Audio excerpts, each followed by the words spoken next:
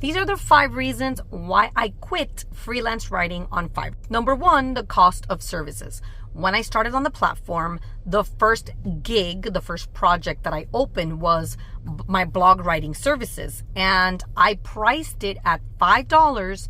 And what that included, it was just a blog for any topic.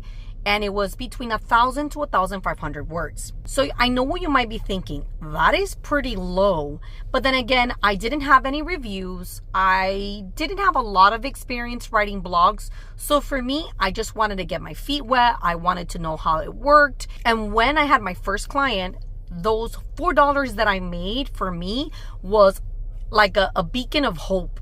Because I'm like, wait a second, there could be something here. I could potentially be making more if I obviously charge more. But because everyone's charging super low, I came across a lot of different issues, which I will mention in this video. As I was pricing my work, $5, $10, $15, $25, I wasn't really charging what my work was worth. So I was devoting more time than what I was actually making. So that was definitely frustrating. Although toward the end of my time on Fiverr, I did start charging. I wasn't charging $5 anymore. That's how I was able to scale and make 6 figures on Fiverr as a Christian ghostwriter.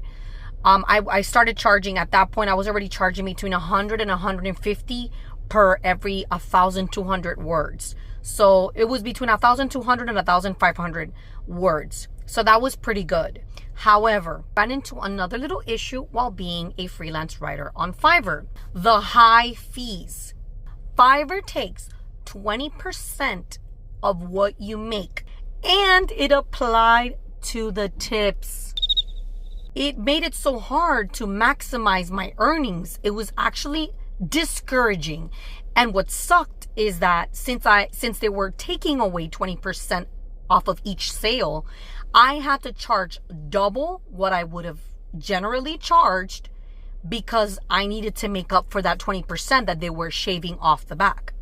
So that's reason number 2 why I stopped freelance writing on Fiverr. Reason number 3, unrealistic client expectations. People wanted me to write 50,000 words for like $100. I mean, it takes hours upon hours upon hours, research, time investigating, searching for different topics, brainstorming, reading different types of content to see if I gathered some new ideas, just so that I can write something authentic. 50,000 words for $100. I'm sorry. That is ridiculous. So people on Fiverr, they expect high quality work, but they don't want to pay what that's actually worth. They don't consider your time. They don't consider that you have a life outside of Fiverr. They want you to respond to their messages as soon as they message you. Sometimes I'll be reflecting on Fiverr as being online, but I'm really not online. And I have had clients tell me, hey, can you please respond to me? I see that you're online, and I have to stop what I'm doing. I've had to stop, park the car, and I have to respond back. Why? Because if not, your rankings will go down. Like your respond rate will go down. And you do not want to drop below a 90%. You have to respond to every single message as soon as you get the message. It doesn't matter if you're driving. It doesn't matter if you are, if you take 4 hours to respond back, that's already considered like way too long of a delay in responding back. So I thought that was very ridiculous. And I found myself being enslaved to every single message I received from Fiverr. That was exhausting. Especially at the time when I first started, I had my first child, but then I got pregnant, and then I had my second child, and now with the third, forget it. There is no way that I can be responding to these messages as soon as I get them. It's just, there's no way. Reason number 4 why I stopped freelance writing on Fiverr is the lack of support from Fiverr. Fiverr always favors their buyers. As a seller, It doesn't matter how long I devoted to a manuscript. It doesn't matter how long I devoted to writing blogs. If the client did not like it, they can cancel. And then guess what?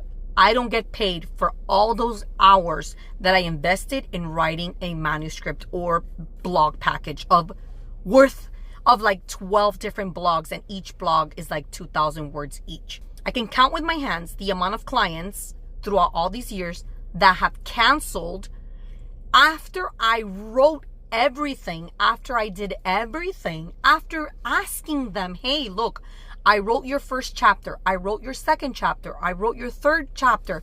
What do you think so far? What do you think of the writing? They give me the green, like, yeah, continue writing. Everything sounds great. Perfect. I go ahead and write 30 chapters, 30,000 words later, and then at the end, when I deliver the project, they read it, they're like, okay, this is not what I asked for. These buyers can cancel the order. I don't get paid, and I invested all that time for nothing.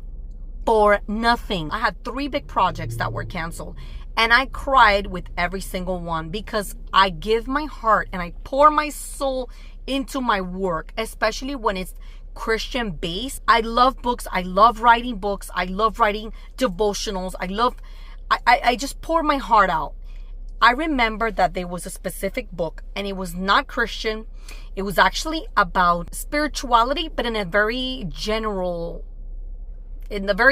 context, where it was just we need to connect with our inner selves, inner healing.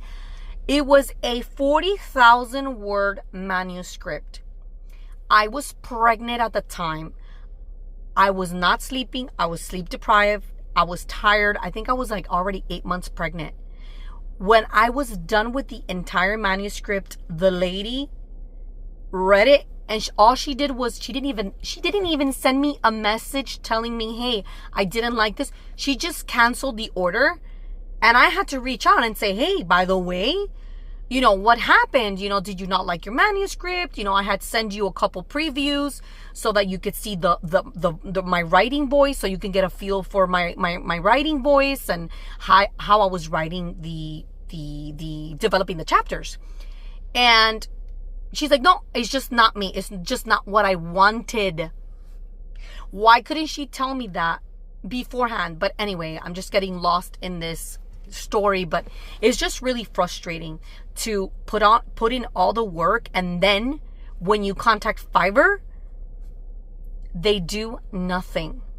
They always favor the buyer, which I kind of get, but at the same time, you need to have some protections in place for us sellers who actually put in a lot of work to produce quality work.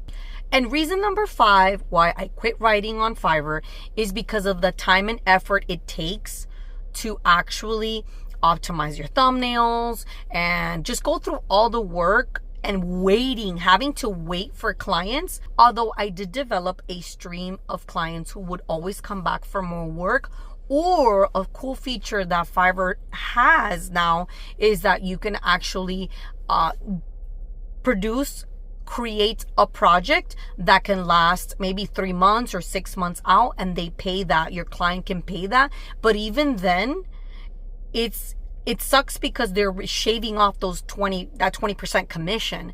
So it's extremely hard and discouraging, because then you have to charge the client twice as much as you would, and then you don't even have, it feels like transactional. It doesn't feel like I can actually have a real relationship with my client, because everything has to remain in the platform. Sure, I would have Zoom calls and things like that, but I wasn't allowed to communicate via email. I wasn't allowed, obviously, they don't want you to communicate with your clients outside of Fiverr, because obviously it's going to be much cheaper for my client, and they're not getting their cut. So, and that's another thing that I was like fearful. I would always, whenever I had a Zoom call with a client, or they would ask me for my phone number or for my personal email, I would always have to let them know, hey, by the way, we can only communicate through Fiverr. And it feels very impersonal in a way.